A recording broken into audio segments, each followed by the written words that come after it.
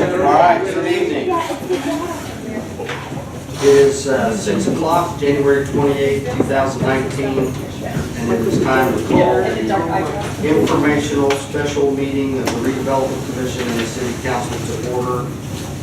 Madam Clerk Treasurer, roll call please. Yes, sir. Mr. Abbott? Here. Mr. Austin? Here. Mr. Hukin? Here. Mr. Wertz?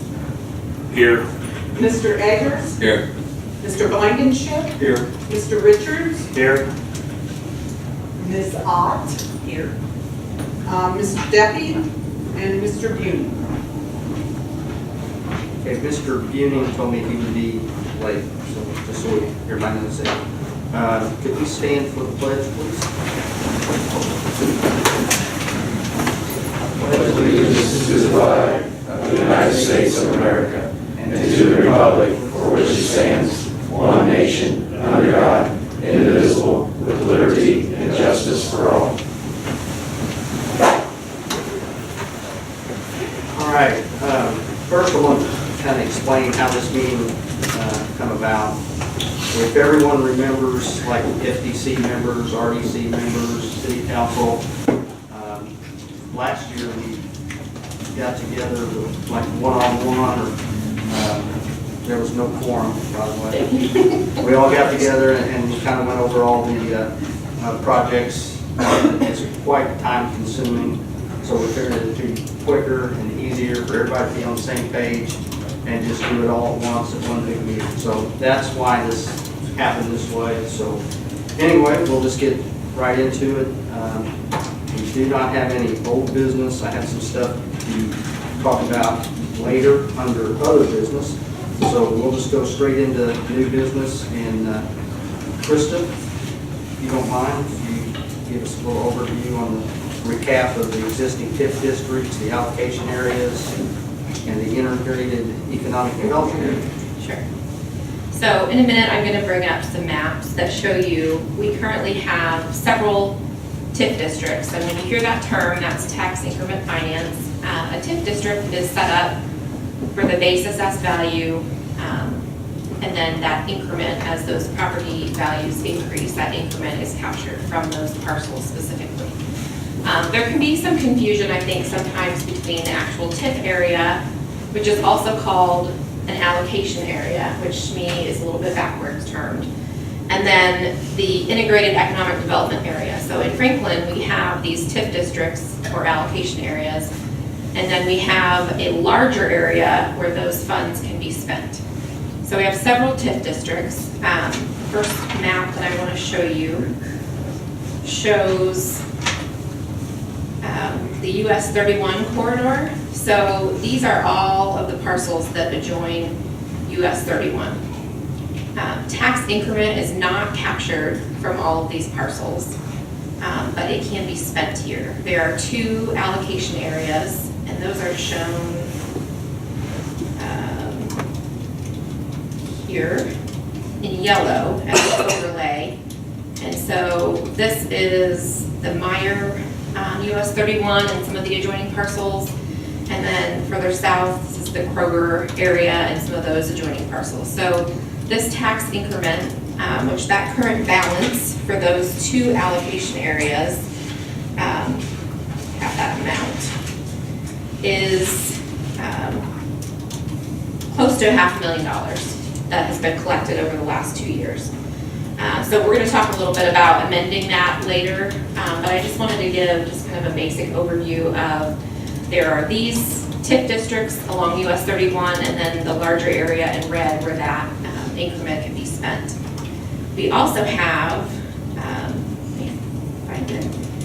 these are the older TIF districts that have been around. You guys are more used to seeing these. There are several of these. The biggest ones, this is Commerce Parkway. So this green area is all of the Franklin Business Park. There are several. Out by the interstate, on the north side of 44 and on the south side of 44. These are actually separate, but it looks like one. And then this is also another TIF district up here. But, so the green areas are where that tax increment are collected. But for this particular map, this shows you in blue all of the properties where this increment can be spent. So the green are the allocation areas or the TIF districts, and the blue we call the integrated economic development area. So those are connected, and that's the larger area where those dollars can be spent. And you'll notice that a lot of those are major thoroughfares or railroad tracks, and so that any property that abuts any of those major thoroughfares are also eligible for TIF dollars to be used on those properties as well. So just wanted to give just a really high level overview, just to make sure everybody kind of understands, at least hopefully, how this works and how these funding mechanisms work for our redevelopment commission. Okay, just to add to that on the US 31 TIF, one reason, the main reason that was even talked about, was done, was try to have better pedestrian traffic for our schools, and the only way we was going to be able to try to pay for that was to come up with a TIF, a funding mechanism to do that. And later on, we'll talk a little bit about how that could be happening down the road, so we'll talk about that later. But that's why that was created, was for better pedestrian traffic and traffic flow on US 31. So Krista, do you want to go now to the current RDC financials? Sure. So every month at the Redevelopment Commission, we talk about the financial report, and it's kind of a high-level overview. We wanted to take a little bit deeper dive into this and kind of walk you through how to read one of these reports. These are always attached to the agenda. There are some additional copies available in the audience as well.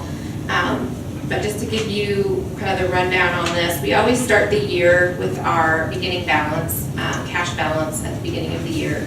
So these are the accounts that we have. This is that 311 TIF control fund. So on the map that I showed you, those green allocation areas, that's what the balance for those allocation areas was at the beginning of 18.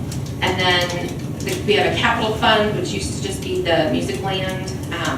That has been spent down. I believe we helped purchase a fire truck with that last year. And then we have some of this money is invested, so that we're earning interest on that. We earn over $70,000 just in interest on these accounts each year. And then there's another investment here. So our total starting cash balance at the beginning of 2018 was at $7.7 million. What you can see below, these are in blue, the description of receipts. So we receive property tax disbursements in June and December. So when you pay, property taxes are paid in May. In June, we get a redevelopment commission, the clerk treasurer's office receives money for those disbursements. So we estimate those, but these are actual receipts. This is what we brought in 2018. So $2,159,000 we received in June, and then in December we received the $1,886,000. Deposits that we had interest earned on those, so that's an additional revenue source of $51,000. And then this line that says grant reimbursement, we have several projects that require local matches through the state or federal when we receive a grant on a project, and so a lot of times we'll have a 80-20 or a 90-10 percentage match, and it takes the state several months to get those funds back to us. There's a whole process for that, and so for projects in 2018 that we had matches on, we received reimbursement on those grants in the amount of $325,000. So that's listed as revenue there. Also listed, when we did our shell building, we had to create an account where those funds, the $2,366,000, that was estimated cost to build that, was set up. You'll see that as an expenditure below, so that balances that out. I won't go through line by line, don't worry, of each project. This is listed on here, but every time that a project is approved through the Redevelopment Commission, we pass a resolution. And so you can see here the resolution number and the beginning balance for that resolution. We have one resolution that dates back to 2014 and is still ongoing. You'll see that later in our cash flow, but the rest of these were new in 2018. So these are the total funds that are obligated to projects by our redevelopment commission through the end of 2018. There were 42 resolutions just in 2018. So that total amount at the top is $12,861,000. So if you take the beginning balance and you add the receipts that we received in the blue, which is $6,789,000. The next column below shows you what we spent out of each of those resolutions for the year. So out of all of those resolutions, we had $9,012,000 for 2018. So our cash balance would put us at $5.5 million. All of those resolutions were completely spent. It would be it'd make my job a whole lot easier if all of these resolutions were neat and tidy and the projects were completed by the end of the year, but they never are. So we have these remaining appropriations kind of hanging out there. So if all of those were completely spent down, we would have another $1.8 million to spend, which would leave us with a cash balance of $3,670,000. There are some additional columns below that show you the encumbered amount. So what that means is if a project wasn't finished in 2018, we have to designate those funds to bring them into 2019 through an encumbrance process. And so those amounts are shown there. So of the remaining appropriations, we encumbered $1,882,000. Brought that over to start out 2019. So you'll see that last column that says project savings. So some of these projects maybe came in under budget, or they were estimated high, or things changed over the course of the year, or 2 years, or 3 years, or in the case of the resolution from 2014, things changed. So we have a project savings of dollars that no longer are appropriated to those projects. So if you take that project savings amount, we aren't going to spend those funds. You can actually add that back into the cash balance.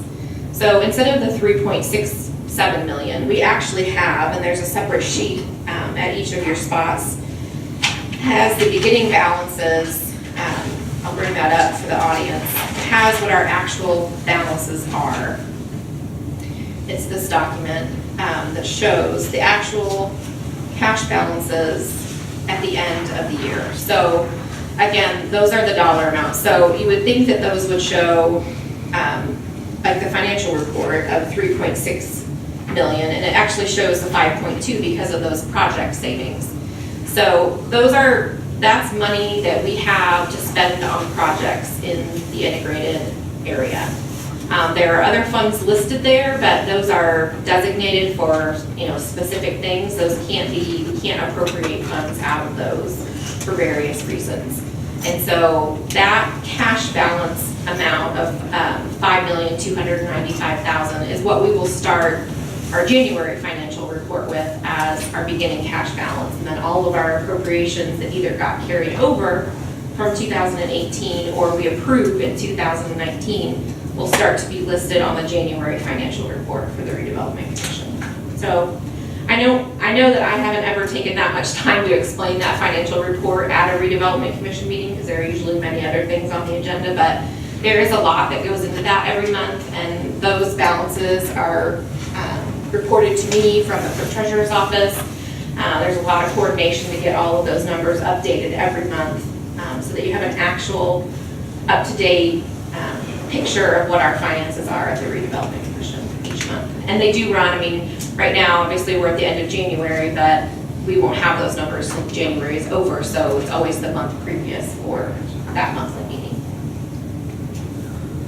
So with that being said, it sounds like there's a lot of money there. Okay. However, we're going to start with projects for this year. And Jeff, you're talking just a little bit. When you bid a project, before you bid it, you got to make sure you got the money to pay for it. If you don't have the money to pay for it, then you can't go bid and you can't tell somebody, well, we're gonna get the money at our next tax disbursement, but that's not, it doesn't happen that way. So Jeff will talk to us here in a little bit, but I just want to go over a few of the projects that I know that's going to happen. For an example, the Jeff Street Phase 8 Forsyth from Jefferson Street to King Street. That is going to start in March to the 1st of June, and that is paid out of relinquished funds that we got from the state.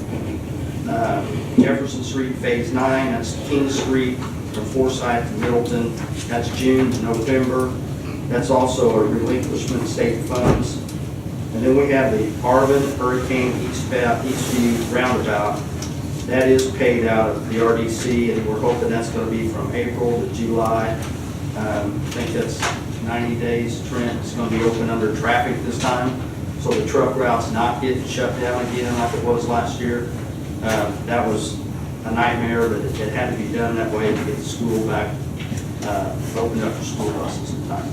So the RDC is going to fund that. However, we have applied for a community crossings grant. We should know in about a month if we get the grant or not. They could pay half of that.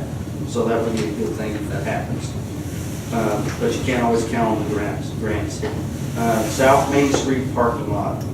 It's 95 spots. That's also an RDC funded project. We plan on that April to June. It's about 60 days to complete. Like I said, it's RDC funded. The West Jefferson Street trails. It's out by the hospital. Trails on both sides of the road. July to November. That's RDC funded. There was a grant with that? Is that right? 80-20 grant with that.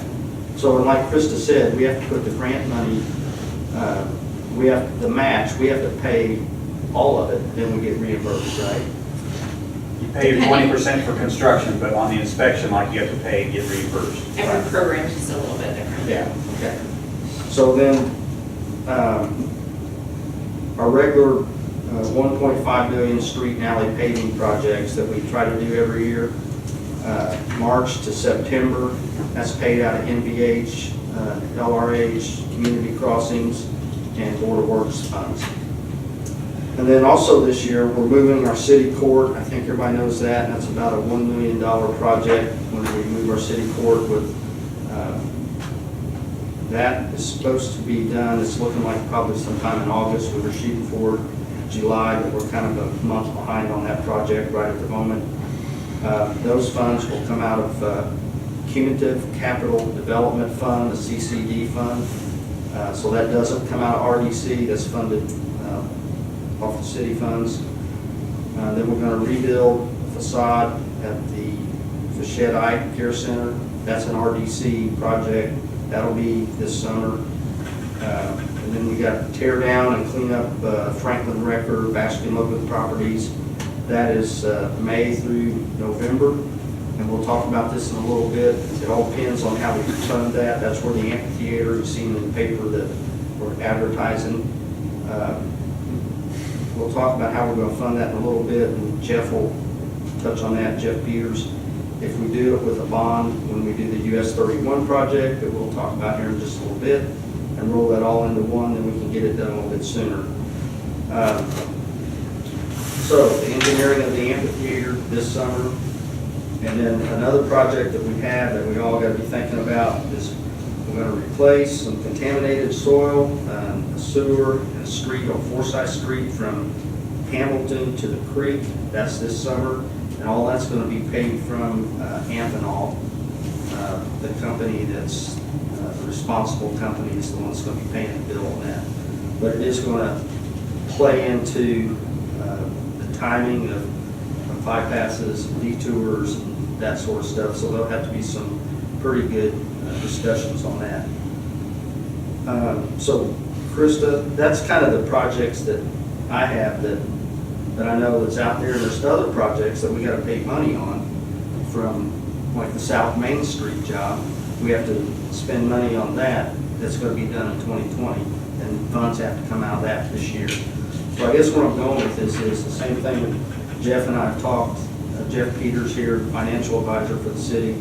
We've talked about, okay, how do we fund these projects, knowing we have the money to do it, but we may not have the funds available at that moment, and Jeff has a way that we can do that, and he'll explain that in a little bit, I think.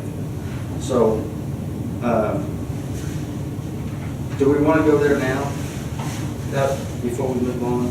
I think if I could just finish up with the cash flow analysis and why we do that. Okay. That would be, the next item on the agenda is the cash flow analysis. So you might ask, okay, you do this monthly report, but then you also do this monthly, it looks like another financial report. Well, because of when we pay for projects and when we receive our tax disbursements, we have to try to plan, if that's not gonna all be spent within a year, we have to try to plan that out and estimate out, and you'll see this is a 3-year plan. So it shows what was spent. We've been doing this since, I think, 2014. There are a lot of hidden rows on this chart. So every month this gets updated as well. And so every resolution on here gets updated, and what we've spent in 2018 is listed in the first column, but then you'll see by quarter, at the top you'll see 4 quarters for each year and then the total for 2019. And so we keep this going for 3 years. And this can literally change daily. I don't update it daily, so I have other things to do, but there are a lot of variables in this as far as when shell buildings get sold and when reimbursements come in, and so this is constantly being updated on a monthly basis and provided so that you can see at the top, the 2 major sections are projects that are approved. So these are all on your financial report as well, your monthly financial report, but these are the projects that are approved. And when we think we're going to pay for these projects, they may carry out over longer than a year. So those are all projects that are approved. And then I've highlighted some of these in green if they're going to be some reimbursement, when we anticipate those reimbursement dollars coming back in to try to plan our cash flow for that. But what you'll also see is down below projects under consideration. So these are all the projects that, whether it's in a meeting or if it's our city engineer or different projects, the mayor just went through a long list of projects. Those are not all paid for out of the Redevelopment Commission. There are other sources of funding for those. And so these are projects that are being considered to be paid for by the Redevelopment Commission. We try to estimate high on these to kind of give us a worst case scenario if, this is the most we think. We try to be very, very conservative so that our cash balance is never in the negative. That's obviously, nobody wants to see that. And so there are a lot of different things that play into these expenditures. So you'll see here in the darker green, that is what was actually spent in 2018 on those projects. And then next to that, by quarter, those are tallied, and then by year, those are tallied. So we have tax receipts listed below. So those are the 2 years of tax receipts. And then any grant fund reimbursements, and then you have the dollar amounts going out that we pay. So this would leave us with our most up-to-date and current cash balance to the minute if everything was paid for. And so that leaves you with that balance, the total funds balance below. So 1.2 million, 2 million after we get that revenue in June, and then shows you projects that are planned for 2019, if everything goes exactly according to plan, which it won't, but if it did, we have planned for 2019 to spend $8,692,000 on projects. And so that is why it's so important to try to plan out when these dollar amounts are coming in and going out, to make sure that at all times we have adequate cash flow to cover all of the projects that are listed here. One of the biggest variables, I think I mentioned before, we have a purchase agreement on our shell building. So there's a significant amount of money tied up with that. And so this is worst case scenario if that shell building doesn't sell. All of those payments, interest payments, and those kinds of things are still going out. This will change considerably. The forecast will look a lot better once that sells and that is actually rolls off of our books. So there's some things like that. Like I said, it gets updated every month, but we always try to plan for worst case scenario and make sure that everything is still covered. And at this point, everything still is. So, are there questions about that? Krista, it came out recently that by the way, all this has not been necessarily approved, not Yeah. everything on here. Some have resolutions attached to them, a lot of them, some of them don't. But it came out recently that the Redevelopment Commission has reached an agreement with the Grant family. Is that showed up on this one? It is. So there's a line item that says flood properties redevelopment area remaining purchases. So we had up to Got it. $1 million That's what it there. is. And I can go through these. I don't know if anybody wants me to do that. There are a couple that are highlighted in red. Those are ones that have been brought up, but they are not reflected. Those dollar amounts have not come out of this cash flow analysis, just because we simply don't have funds to do them. One thing you'll notice is the County Road 525 East. That has been brought to our attention. That is a city street that needs to be upgraded. There's some industrial development out there. We're gonna have to look for alternate ways to pay for some of these projects. Our cash flow simply does not allow us to pay for a $4 million road this year. We don't have the funds to do that this year. So that's part of why Jeff is here and why we wanted to have this meeting, because there are projects that we still need to do that our current cash flow can't cover. So. And I don't think that we'd be doing that project this year, just to clarify, but in the future, there are a couple businesses that are wanting to move there that would be significant. We would probably be doing something with the road to get them to come here, so just so everybody's aware of that. And again, just a reminder, these projects have not been approved. So just because you see it up here, these are under consideration. And if all of these were approved, this is what our cash flow would look like. They have not been approved, so. Chris, it's fair to say though that in 19, the 8.692, a good part of that is in the pipeline. Yes. The 3 items in red, you notice we've got them in zeros, Yeah. because they haven't even been introduced to Correct. the Redevelopment Commission, but like truck bypass and the flood property buyouts, the 31 reconstruction, those are pretty much on a fast track. Well, we're pretty much committed at this Yeah. point on all the big ticket items. And the important thing is making sure, and this is where we hire Jeff Peters, who's somebody will at some point, maybe you will, Jeff, explain why you've been engaged by the city. You've been working for the city now for 5 or 6 years, tracking receipts that come in and making sure that we're not spending things ahead of, we want to make sure we have money in the bank on these things. So I'm not going to say a whole lot. I preside over the RDC.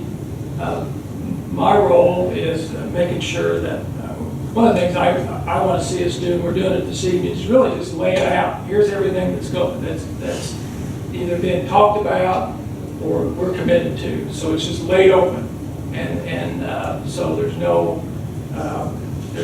it's just out there. No hidden agenda. Okay, so. But again, a lot of these things are just a continuation of things that have been going on for the last 10 years. And one thing that changed, and you didn't hit on that yet, and it's not a bad change. One thing that changed is we do have a bond payment that we pay back every year now that takes some of the cash flow. However, you got to look that when we bonded, all these projects that we've done to make Franklin what it is today would not have gotten done and would still be just the way we were, status quo. So it was the right thing to do. To the bond, we got the work done, and you can see businesses want to be here, people want to be here. It made a big difference,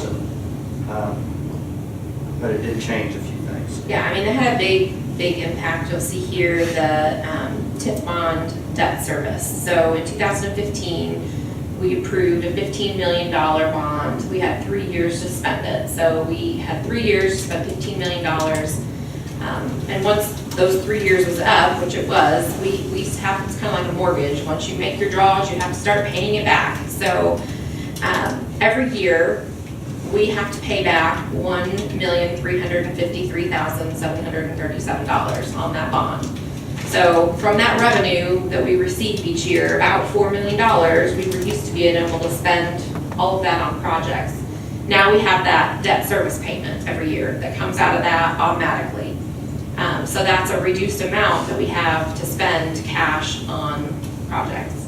And so that has a big impact as well. We knew it would, obviously, when we approved that bond, but we also had 3 years to spend $15 million, and that was pretty fun. So, so we did a lot in a 3-year window, and the pace of things has to change a little bit as we adjust to that. And the largest portion of that, 15 million went out on the east side with the rework of 44 and where the hotel's going in now. Right. And the garment factory, that made a big difference in the city, so there's other places too. That east side got a big chunk of it. Yeah, I mean, some of the major projects, obviously, that are underway are still the South Main Street, so complete reconstruction of South Main Street from South Street all the way to US 31. That's the very last leg of our gateway, when we did this gateway and greenways plan in 2009. Jefferson Street, King Street, North Main Street, South Main Street, all the way King Street out to the interchange. That last leg of South Main Street is like, we're finally getting there, 9 phases later. So that's exciting. Then, immediately following that, we have the Unity Street project, and that's a big project that a lot of funds are committed to from our Redevelopment Commission. And so we still have a lot of big projects going on. There's 42 projects going on just through the Redevelopment Commission, but I just want to kind of point those out, that it does seem like a lot of money, but there are a lot of projects that they're committed to. 19 is a big year for us. 19 is a big year, yes. Jeff, do you, at this time, you want to get up and talk about some different scenarios?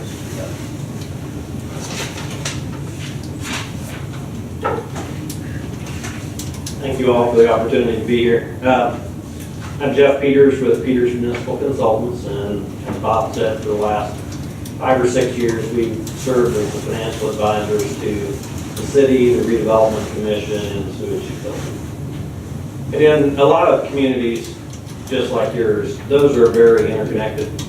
So it makes sense to have someone looking out for the operations and capital needs and how all those financings occur between the utility, the Redevelopment Commission, and the city. We also, when you have needs for bond issues, we help advise on those and secure those bond issues for you for certain projects that you would like to undertake that you don't currently have the funds for. One thing I wanted to visit on real quickly, on 2015, one thing that was not mentioned on those bonds for the TIF is part of that emphasis and why it occurred in 2015 was there were legislative changes where they were going to shut off your TIF areas, those allocation areas that you had previously set up, based on a predetermined sunset provision, unless you issued bonds against those. So by issuing those bonds in 2015, you actually extended the life for several of those allocation areas, which in turn will give you more TIF proceeds over the life of those that you'll get to spend on projects in the future. So not only did you get the $15 million, but you're getting a whole lot of additional TIF revenues on the back end in the years, I think, late 2020s into the 2030s. So it was a good deal for you to do, a good financial exercise for you to generate additional money into the future for these projects. One of the things, currently looking at 19, and as Bob said, this is a big year for you guys and spending a lot of money. I wanted to come and reassure you that capital funds like this typically ebb and flow and balance. And when you get to certain points where you have a lot of projects, you may spend down all those funds. And that's okay. This is not an operating fund, so by nature it doesn't need to have an operating balance. However, when you do spend those down and you get to what's close to the bottom, as the mayor said, you have to maintain a positive cash balance for all the funds. However, you don't get your revenues, or the vast majority of your revenues, until the end of June of the year and the end of December. Well, you function on a calendar fiscal year, so that you can make expenditures between January and June, but you don't get the money for those expenditures until June. And you can likewise make expenditures between July and December, but you don't get the receipt for that until December. The statutes provide two alternatives as to how you fix that problem if you're going to go negative in one of those two periods. One is you can issue tax anticipation warrants, which is you can go out to an outside bank and say, hey, I'm going to get $2 million in June. I'm going to be negative $500,000 between January and June. I need to go borrow that money from you. In that exercise, you pay interest, professional fees, because it's a tax-exempt debt. It's expensive to do it that way. The cheaper and easier alternative is the fiscal body of the city can temporarily loan funds that they have available to the Redevelopment Commission. In that exercise, it's just a resolution or an ordinance that specifies what fund you're going to borrow that money from, what time period is it going to occur, going out, coming back in, and typically you need to repay those by the end of the calendar year. So one of the things I wanted to bring forward to you is, as you go through this exercise, depending on how projects fail or how projects fall, how revenue comes in or doesn't come in, you may have a situation where the Redevelopment Commission comes to the council and says, hey, I'm going to need to temporarily borrow funds in order for cash flow. You know, as the mayor and I have already talked about, you've got rainy day fund balances in the city, which are more than sufficient to help in that regard, as well as your general fund operating balances are super strong. So you have the funds available to do it. It's an easy exercise. You won't incur any professional fees other than legal counsel preparing the resolution or ordinance for you. No interest expenses. So that would be our advice to you as those challenges come to you. Did you want me to go into US 31, or you want to wait until you kind of talk about that area? Let me go ahead and talk about the US 31 project, because I don't have a whole lot to say about it. I think everybody's in this room at least knows that they've heard us talk about trails down both sides of US 31 and better traffic flow on US 31. We have been working with the state on a project where there would be safer vehicle traffic. There would be safer pedestrian traffic with trails on both sides of US 31, city limits to city limits. I think Lynn has been working on an agreement with the state. We're not there yet. There's nothing signed, but we're close, I think, to putting something together where we would partner with the state, and what that partnership would be. I think the state would spend up to $45 million, and the city would pay for the engineering of that, which would be somewhere around $4.5 million. Well, it's obvious we don't have the money to do that, so we'd have to issue a bond. Well, so that's where Jeff and I started talking, how do we make this project happen? And the other thing is, and I'll roll this into it, we've talked about the flood buyout area, and let's just say in July of 2017, I think that's the mayor, just a few months, and we had a flood, and lo and behold, the businesses down in that end of town flooded again. And this time, 3 of those businesses come to me, the mayor's office, and said, we've had enough, what can we do? How can you help us get out, relocate somewhere else in the city? So we bought out those 3 businesses, which was Paysac, Dan Paris and Franklin Towing, Hendershot Plumbing. We bought those out. And the last one was the Graham's Wrecker and Body Shop. They did not want to move, and nobody wanted to force them to move. And then just recently, the co-op property come up for sale, and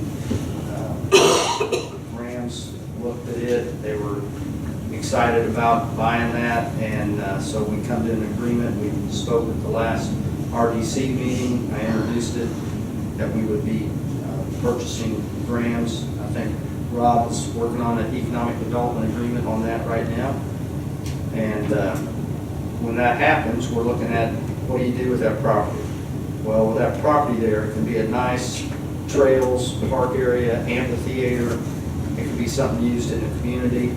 So as we're doing the 31 project, we're thinking, how can we can piecemeal this and take several years to get it done with different phases, or we can take a look at doing the bond on US 31, that we got a bond anyway for, to do the engineering on 31, so how can we roll that in here and do it all at once? So that is what we're looking at, that's what we talked to Jeff about. Of course, that would take, initiated from the RDC, it would take council approval to get that done, so I think that kind of led us into where we're at. Jeff, if you want to go ahead now. Okay. If we look at the use of TIF proceeds, as Crystal laid out, the yellow areas on the US 31 generate the funds. You can spend it throughout the yellow and the red areas. The thought would be to extend the red area on South US 31 down into an encompass where you're going to build that amphitheater and so forth to make that eligible to make expenditures. From what we're looking at really is combining the revenue streams of both the north and the south allocation areas.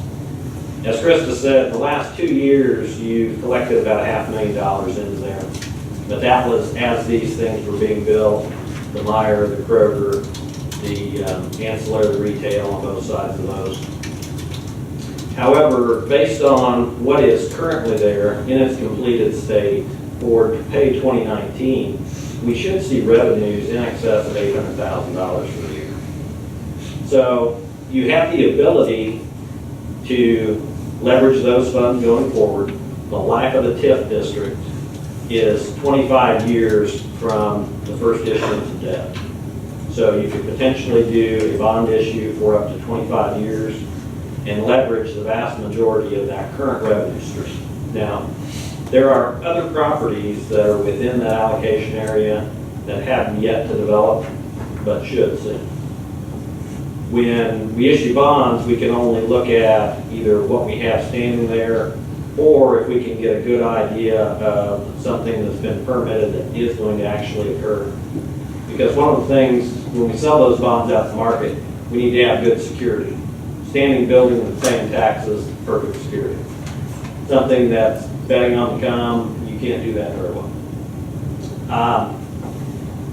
That kind of goes two ways on your revenue stream. One is if you committed the maximum amount off of that $800,000, you probably only commit about $700,000 for debt service. That leaves you $100,000 a year in additional money that would come into the north and south areas that you can spend on other projects, or you can accumulate those funds to pay down that debt at a later date. If you don't want it to go 25 years, you can accumulate that money and pay it off in 20 or 17 or whatever you'd like to do with those funds. That extra $100,000 is partially a cushion for security for those bondholders, so that if that revenue stream would tail off over time, you would still have enough money to make the principal and interest payments as they become due. The other issue with those two TIF districts, when we issued the 15 bonds, we did them without any other security. And part of that was because you have such a vast area and a good mix of different properties throughout the integrated TIF area that we could sell those in the open market without any other security to them. That will not be the case on US 31 North and South. There are only a handful of parcels in each one. They're virtually all retail, and they're heavily loaded into the Meijer and the Kroger. So the only way to market those is going to be to back them with some other type of security. You can either back with property tax, or you can back with the local income tax of the city. One of the things that we've talked about is if you use the local income tax from the city, which currently they receive about $6 million a year of local income tax in the city funds. The current operations of the city produces an excess every year, so they're adding to their cash balance. If you issued these bonds, secured them with the income taxes from the city, if at any point in time you would not generate enough TIF money to pay principal and interest as it became due, the city would then have to dip into its funds in order to make that whole, make sure those payments are covered, and to secure bondholders. When we secure TIF bonds with either property or income tax, then we fall into the limits of the bond caps that the city is allowed. The city has basically two ways to fund projects. One is its general obligation taxability, which this building is currently under. The total debt cap for the city is about $6 million. The outstanding debt on this building is about $2 million. So you have about $4 million in available general obligation bond cap. We would not recommend that you touch any of that bond cap, just because a city of your size, you should have some bond cap available if you need to go out and do a project that can't be lease financed, which, at times it could be equipment, some other sort of disaster where you would need to go out and issue debt that wouldn't have tangible assets associated to it that could be leased, such as buildings, roads, etc. So the alternative to that is, if any funding that you do, or in this case it's securing funding of the TIF district, when it exceeds that debt cap or that constitutional debt limit, you have to do it through the form of a lease rental and set up a building corporation. This is what all the schools in the state do, because they don't have enough bond cap in order to build the buildings. So they have to set up building corporations and set up a lease. So in this instance, you're also going to have to set up a building corporation with a lease, and you're going to lease an asset of the city that covers pretty much this project and the value of it. And my thought is probably it will be Jefferson Street. You will actually lease that as a building corporation and basically pledge its value to cover that of the project, which will give you a legitimate building corporation and do this as lease fund. The reason I say all that is because it's really convoluted and sounds stupid, but as we go through it, this will really be the way we have to do it. So I wanted everybody just to kind of have an introduction, and we'll go through that more as we go through the process. But it does give you a funding solution to leverage those monies, get the money that you'll need in bond proceeds for the engineering to leverage that $45 million from the state, and do your amphitheater project, pay that off through those future revenues, same as the 15 bucks. Jeff, one question. If, let's just say we didn't do the amphitheater part with it, and we just did the bond issue for the engineering part of US 31? My advice would still be to do it as a lease rental and not hit your bond cap. So that doesn't change with the amphitheater part of it? So like I say, your bond cap is right about $4 million, and I would just advise against spending all your GO bond cap. The other thing is, you're still going to have to secure that debt with another tax, meaning property tax and income tax. There's no way with the makeup of those areas to get by without doing that. So yeah, you pretty much jump the fence either way. Okay. And I think that revenue stream could potentially cover maybe $10 million worth of projects. So, if you come in less than that, that would just generate additional money into those areas that you could spend according to. If you did the 10 million lease, that would leave 100,000 more or less every year. Yes, based on what's there today, and we would expect there are some other properties to develop, and there will be more money in the future. And what's the term on it? That was the maximum That was going 25 years. I only covered it with 115% coverage. That would be the top end, and I ran those numbers in the fall. I added about a half a percentage point for interest rates to increase. So we're probably right about there at this point. But yeah, that would be top end. You said you might leverage it with income taxes. It would be existing income taxes and not any kind of changes in that. Correct.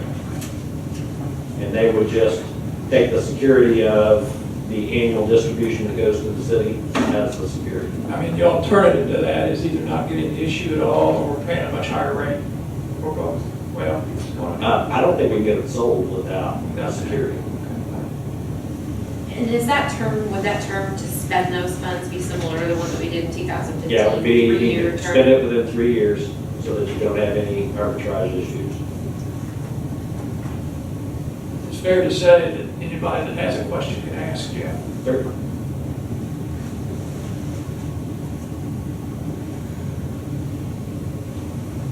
At this point, it hasn't even been introduced to the redevelopment commission. It's just discussion now and just giving you all a heads up of what's getting kicked around. Right, it's all discussion, and I know I get asked about it, and I just thought it's best to be transparent and get it out there.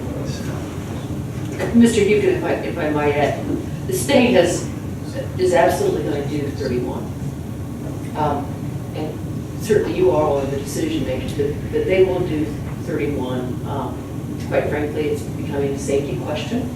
And so they've committed those funds. And the mayor indicated they're going to commit those funds and we can utilize our funds and participate in the design of that and participate much the way you did 44 and 144, because that was a state road as well. 31 is a state road. And so the question becomes, is it better not to give money now, do our project now, and participate and leverage that $42 million? That's a lot of money available. If I could say something, then that's the way I understood it too, that if we didn't participate, the state's gonna come in anyways, they got the money, they're gonna do what they want to do, not to our benefit. but I think, as I said to you, they're going to cook the meal. Right, The question is, do you want to have a seat at the table? right, this gives us this. Correct. You get to participate in deciding what it's going to be. And part of the seat at the table is they wouldn't do the trails. Right.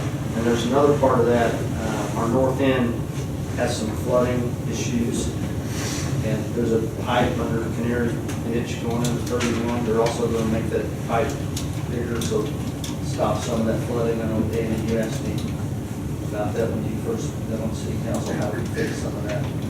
So that's part of it. So if they come in, if the state comes in and does 31, there's no trails. I don't even know if they'll do the pipe under the road, because at first they said no, and now they're coming back and say, okay, if we're there, we can do that. It's just, and they're gonna cut off, they talk about the design of the road, they'll do it the way they wanna do it anyway. And a good example of that is Westfield at 31. What they did there, right by the bank, right by the pizza place there. And to be fair, they have not been heavy-handed with this, Councilman. In fact, they've invited the participation. But if we don't, if you're not in position to, Well, I know they haven't been, They- I'm just saying, like, yeah, they will move forward because it's time for them to move forward on US 31. This is gonna go from Norwood Farms all the way down to South Main Street there. right past them. And A big difference though between 31 and 44 is that we had to adopt 44. We wouldn't have to adopt maintenance of 34. No, we are doing our part of things, Right. and engineering it, Yeah. and they're offering us the chance to make our designs up Right. if we would like. But we're not liable for the upkeep. That's correct. Yeah. The 44 was a relief. Right. 44 was, we'll give you the road, and we'll give you the money that we're gonna spend on it. Yeah, no, I was just wanted everybody to make sure that was the difference in the projects. Well, we are doing the whole now. And part of that, on these maps that I showed you, we have this 31 corridor, we established it 2 years ago. We need to expand it slightly if we're going to truly go from city limit to city limit. And so there are a few additional parcels on the north end, and then there are those additional parcels on the south end. And then also, if we're going to include the amphitheater area, those would be added on the south end as well, but those don't currently exist. And that process, it's a process to amend that. It starts with the redevelopment commission, it goes to planning commission to make sure it's in conformance with the comprehensive plan, and then it comes to the city council for that review and vote, and then it comes back to the redevelopment commission. So that's a 60 to 90 day process to do that. We have begun a small part of that US 31 preliminary survey and design. We have approved $100,000 already. We approved it last year through our redevelopment commission. So that obviously isn't going to come out of this bond that we're talking about because we've already allocated those funds. I'm sorry, Kristen, did you say we have to bring some land into the city? Not into the city, into. We can't do that. No, in no. Just in this red hatched area, these parcels here are not currently included in that area. We can't spend money from the US 31 TIF in this area, this redevelopment area right now. We would have to amend that to include these parcels. And then it also stopped here at Jefferson Street, and so these additional parcels all the way to the edge of the city limits would be included as well. Where my redevelopment commission had the value that I see on the greenways down in that area where we're buying the properties is that in recent years we've spent a lot of time and attention in the downtown area, and like it was said earlier by Mayor Barnett, a chunk of the money went to the garment factory. I know the city put some money in on the Wayne Street renovation. We've got the Yandy Street property out on the east side, I think, or at least the near east side, called near downtown. So what this whole trails and amphitheater project is really an endeavor to complete the revitalization of the near downtown. Again, from a redevelopment standpoint, that's, I think, where the emphasis is on trying to get that piece of it done, which substantially takes care of the downtown and the near downtown. Mayor, do you want me to bring up the slides of the Properties, yeah. So I showed you the map of properties that are acquired.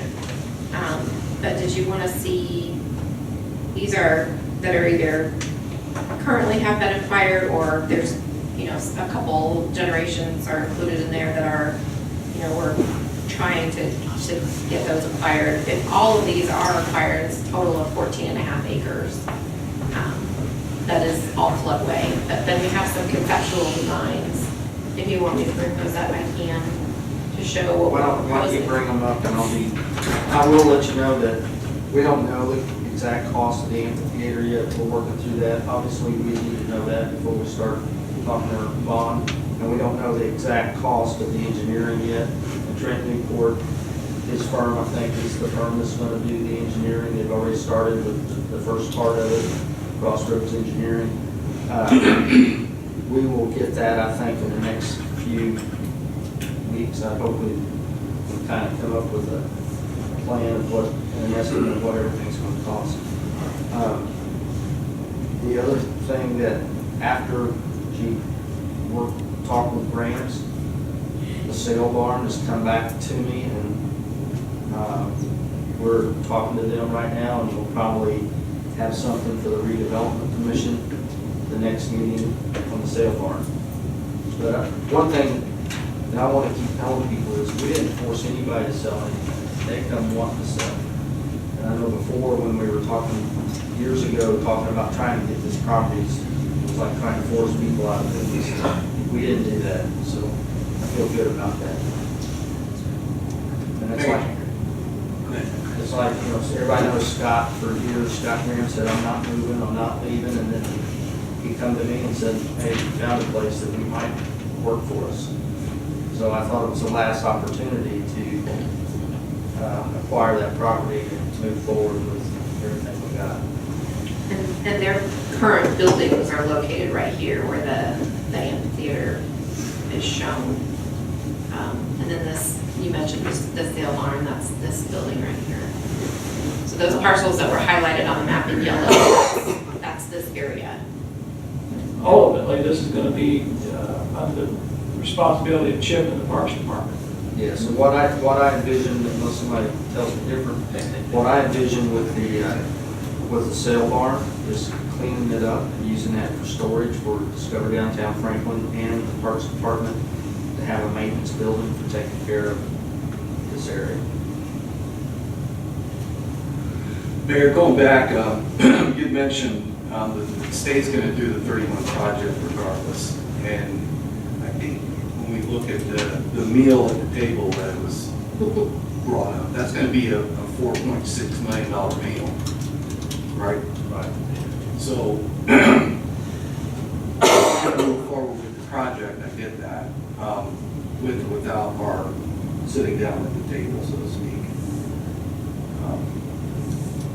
They will move forward with the project without the trails. Right. And just changing the roads, the turns, the J turns, I'll just say it, people don't like to hear the word J turns, but that's what it's boiling down to. And Trent's here if you need any questions. No, I understand. They're going to do that. They're going to do the redo 31 period. They're going to do it with or without. With or without our 4.6 million, right? Yeah, because it is a state. I understand. So I think that the connectivity to the trails that we're talking about, the walkability of 31, the safety involved in that, is it possible for us to do that for $3 million? Trent, we talked about that. If you want to answer that question. Is it possible to do it in $2.5 million? I'm just throwing it out there because that's 4.6 is a big number. It's 10%, right? It's 90-10 match, right? But that's And I think that it's not just the trails, it's actually participating in the entire process from beginning to end. So having input, because that's basically what they're allowing us to do, is to have input in terms of the safety considerations. Sure. Nobody knows the community like we do locally. Sure. They'll try, so there's more, and they will, I suppose it's kind of like building a house. You know, you always like to have, from the very beginning, have everybody involved, all the contractors on the front end ready, so you're not tearing things out, putting things in, tearing things out. So it's more of overall being a partner in the project rather than trying to retrofit things later on. I understand. Yeah. And that retrofitting later on is so some of that's in there right away, some of it actually when you do the paths because of the ditches and so forth is going to create the need for right of way. Their project is buying the right of way. If you're not in on their project now, you're back to buying right of way that's adjacent to the state. So there's a lot of involvement where they're going to have to play nice with you to do just the path work and say that's all we want in is just the path work. And so basically you're now buying right of way that's not from the city of Franklin. You're going to have to use the state because you can't put the trails all the way outside of their right of way or there's huge impacts up and down the road. And so you really need to utilize theirs, which means it has to be a partnership. And keep in mind, when we say that NDOT will go ahead and do the project, they're not going to do something that is complete and systematic, in my opinion, if you're not at the table. They're going to do something to go in and fix the spot fixes that, and what you're going to see is basically just taking away turns. And so you don't get a system that then allows you to make the flows and makes the other turns to easier get back to those places. They're just going to go and cut them out. I was just speaking at devil's advocate. That's a $4.6 million, a lot of money. And here we're talking about, type of development.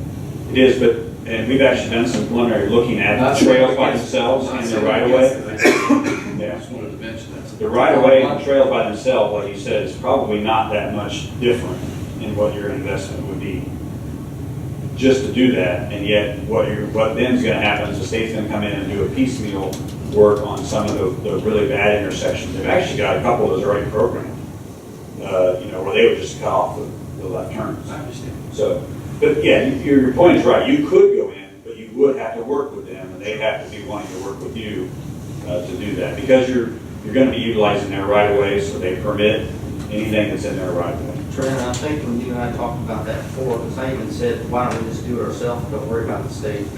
And You can't. yeah, Yeah, you can't. and that was the point. It was going to end up costing more money than just doing the engineering part of it. I just thought that needed to be brought up. I just- Yeah. I mean, obviously, their job is gonna upgrade all signals at the intersections, because now those need to be there for the pedestrian movements that aren't there today. So there's a lot of those kind of components as well. I mean, we've talked about this for a long time, about the safety of our kids on 31. Right. We've talked about that for years, so I'm totally for that. I mean, I think it needs to be done sooner than later.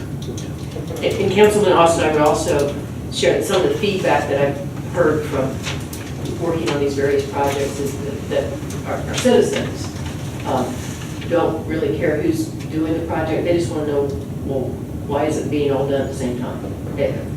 Without a complete plan, oftentimes they don't know whether it's an NDOT truck or a city truck or a contractor, and generally they're more receptive to tearing it up one time. There's been a lot of trucks over the years. Yes, yes. Mayor, I'd like to interject. The TIF, when we talked about that 2 years ago, we got the school involved, and we were talking about safety and bringing east and west. And if 31 is going to be a new venture for our community with this new technology and flow pattern, we need to invest and be current with the trails, the lighting, the flow. And of course, at the time, we talked about maybe an overpass to get school children safely from east to west. I'm opposed to bonds, but in this situation, it makes a lot of sense to do it right the first time and prepare for the future, because this road probably won't get touched by the state for another 50 years. And also, Richard, we always talk about children going east to west, right? North and south. Yeah, not south, and just less than a percentage point of our population is on the west side of 31. That also allows the community, people who live on the west side, a safer access to downtown. So the trails will be connected. They're not, it'll be smoother for everybody. And this is the time to do it right now, because everything will be done concurrent. We won't do the roads, we can get the trails and sidewalks and stuff like that. And we'll be connected now, safely across east-west, not south, west-east. One of the advantages of doing it now, we ran into this on the 15 million, is the bond rates were relatively inexpensive. And we're still in a mode right now where they're not too bad right now, aren't they? Yes, still historically fairly low. Plus, our city's not static either, we're growing. And as we grow, we're gonna be generating tax revenue. And you're seeing these bond rates increase, right? I mean, that's the foresight, at least that's what the futures are looking at. We've seen increases over the last 6 months, and that's part of what I built into that model. You know, we keep seeing indications of maybe 1, maybe 2 in 2019, but if so, it's going to be late in the year. Quarter or half percent? Would typically anticipate quarter and potentially 2-quarter increases in 2019. So how high have they went up in the last 8 months? Half? Yeah, half. Okay. But we would be at AAA rating, wouldn't we? No, you're going to be a AAA rating. I can't remember what is the underlying rating in the city, but you will rate well just for the fact of the backing, the city's cash balances that are strong, the city's operating with excess every year. You will rate as well as a community your size will rate. One thing to point out is, and I think you've said this, we still have, and I'm not advocating we do this, and I don't think anybody is, we've still got plenty of room in our normal TIFs to bond. Is that correct?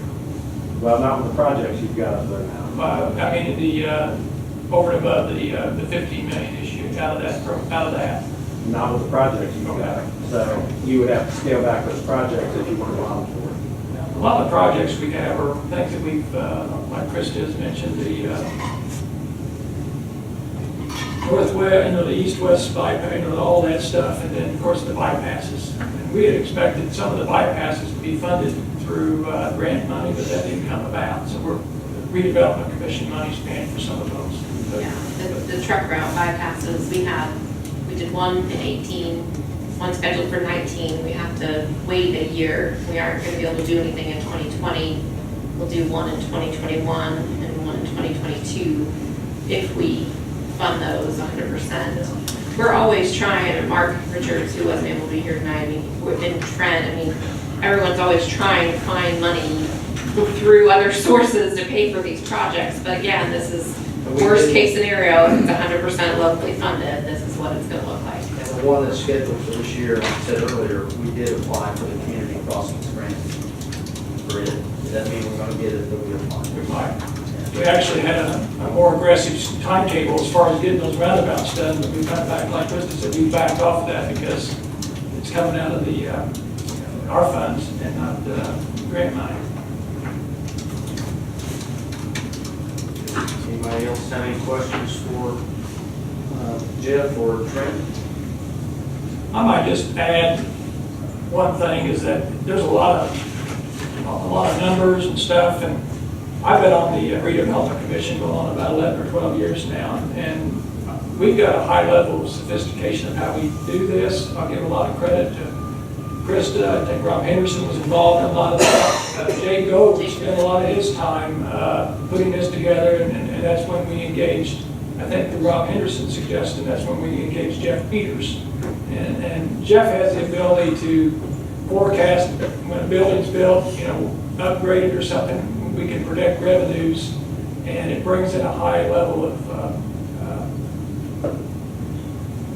expertise, but also precision on what we really think our revenues and so forth will be. That keeps Jane a little, she can sleep better at night.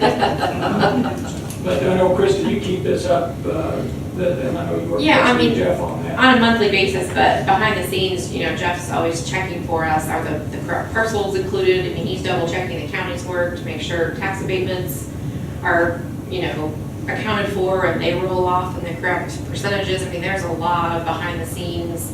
We think we know what our dollar amount's gonna be, and we're usually pretty close, but somebody could be appealing an assessment, somebody could, close their doors or sell a product line, or, personal properties taken into some consideration. There are a lot of variables. And like I said, I mean, these numbers literally change daily, and so we do the best we can to project with the information that we have. And like you said, you normally go a little high on that value. We try to be conservative. Yeah. Yeah, there's many times I say, well, Krista, last week you said it was this. Well, somebody's came in over budget or under budget or. It's a moving target. Yeah. And I just want to make one more comment too before I shut up. I know Tina Gross is here, and she's just taking over going to be taking over the chief financial advisor at the school. Yeah, and Christy Ott, who's on the school board here. Christy, this is her second meeting.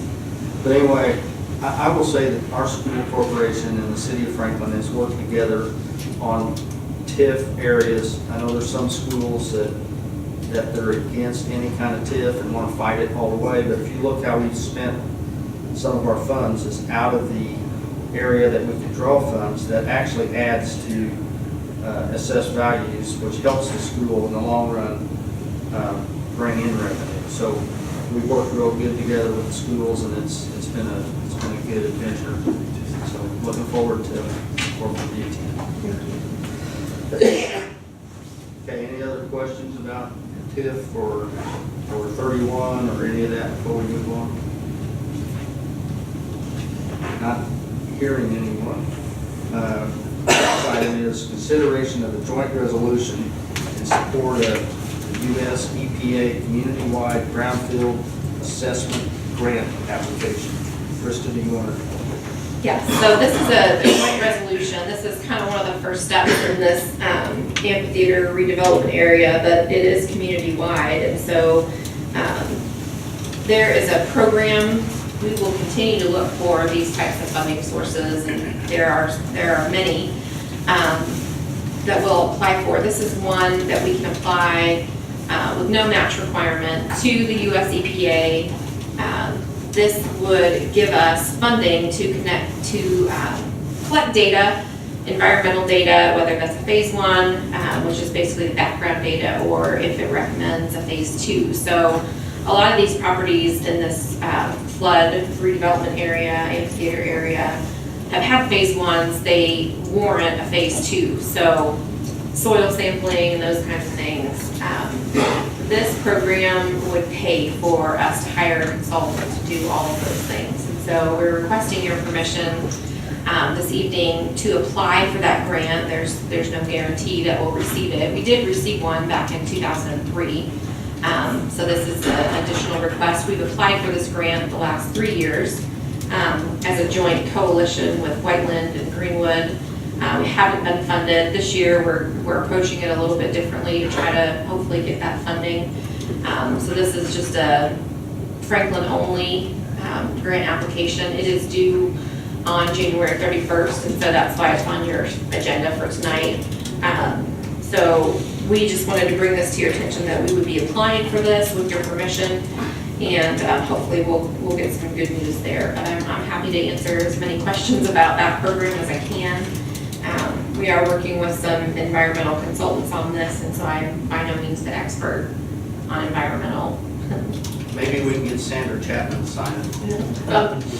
Mr. Schweinhammer, didn't the Board of Works consider this at our meeting as well? Thank you, Krista. The Board of Works approved moving forward to applying for the grant because there isn't any matching dollars for it. And in talking with some of the grant people, sometimes you increase your likelihood of getting a grant if it appears that everyone is on board. So since you had the scheduled meeting, Rob was kind enough to prepare a joint resolution. So we'd have to be a Board of Works, the council, as well as the RDC all on board supporting our request of that. So that's what this officially is before you. So we need to make a motion to approve. We do, and- Two motions. And just to be clear, this is strictly for assessment. There is no remediation, no cleanup, just so that everyone is clear. This is for strictly investigating and further testing as necessary. Oftentimes, the professional, the soft costs are as expensive as the cleanup, so this would be for those types of services. And you're right, we should have both a council motion as well as an RDC motion. Well, and now, I know, just so the record reflects, Mr.